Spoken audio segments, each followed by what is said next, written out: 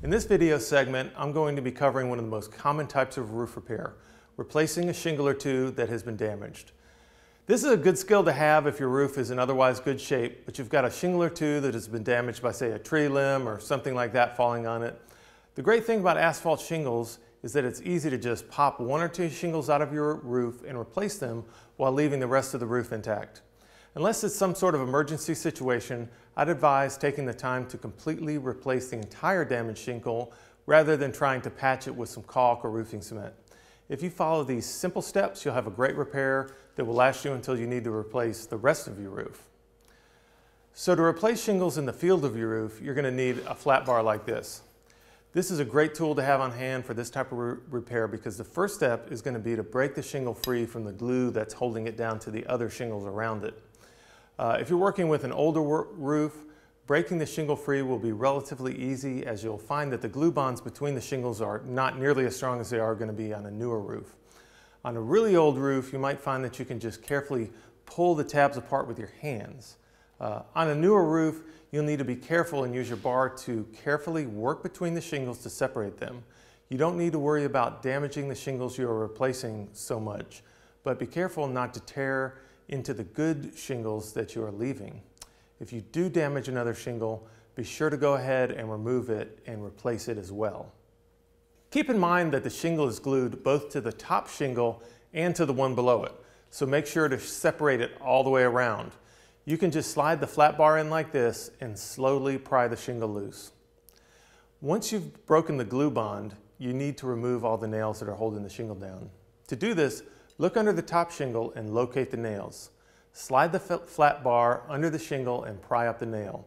After you've gotten it loose and raised up, I like to come back in on top of the shingle, press it down to the deck, and reveal the nail, and then use the end of the flat bar like this to pop the nail out. Go along like this until you have removed all of the nails in the top of that shingle. Give the shingle a tug. If it doesn't slide out, you'll need to go up to the next shingle and remove those nails too. Now this is good because it means your shingles are nailed in properly. If the person who installed your roof nailed the shingles down incorrectly and the nails are too high, they won't be holding the bottom shingle down. So next, you'll need to remove the nails in the next shingle up. These nails are going to be going through the top of the shingle you are trying to remove. Again, give it a tug and the shingle should slide out after you removed all the nails. If it doesn't, don't force it, as you might end up damaging one of the shingles that you want to leave in there. Once you've removed the bad shingle, you can simply slide a new shingle back in place and nail it in. Remember, each shingle should have at least 4 nails located right above the area where the next shingle laps occur. On an architectural shingle like this, there's usually a line right where the two laminated portions meet. Make sure you're nailing through these sections and into the top of the shingle below it.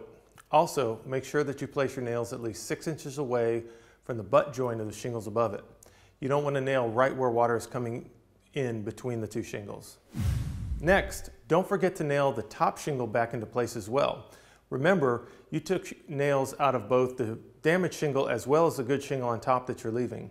So when we're nailing the top shingle back into place, I like to nail into a new place into the shingle and not through the old hole, which is compromised. So just a little to one side or the other of the old hole. So when you're done replacing the shingles, you'll want to apply some sealant to help the shingles glue back down. Now in this architectural shingle, you'll notice that the glue strip is located here on the bottom of it on the very lower edge. That means that this old shingle here will need to be glued down to the new shingle to activate the glue. So in this case, this is the shingle that we replaced. The glue strip is at the bottom here of this shingle, so that's fine. When it heats up, this is going to glue back down fine to this shingle, okay?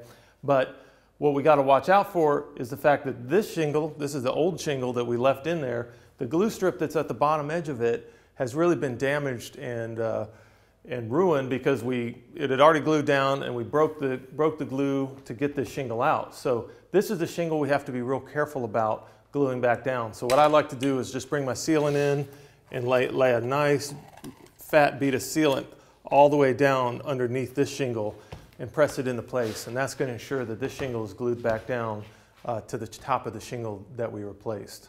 I also like to come in here and fill in at the holes, the nail holes that we left open because we put the nails back into a new place. Feel free to put some sealant wherever you like under the shingle if it looks like they're going to need some help holding down. So here's a tip from a pro on matching your new shingles that you're replacing with the existing shingles. The fact of the matter is, if the roof you're working on is more than a few years old, your new shingles aren't going to match perfectly. That's just the way it is. Even if you save some of the original shingles from the installation, they're not going to match because the sun will have bleached out the shingles on the roof to a certain degree.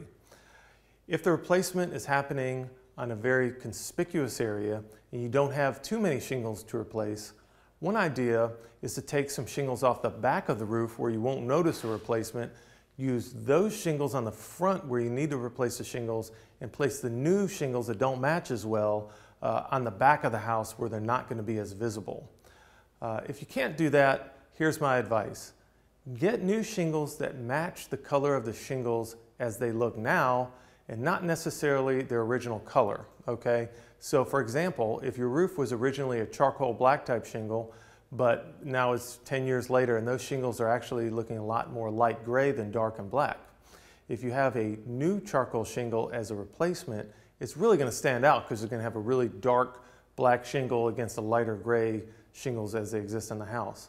My advice is to find a shingle color that more closely matches the actual color of the roof as it looks today, rather than trying to match the old shingle and how it looked 10 years ago.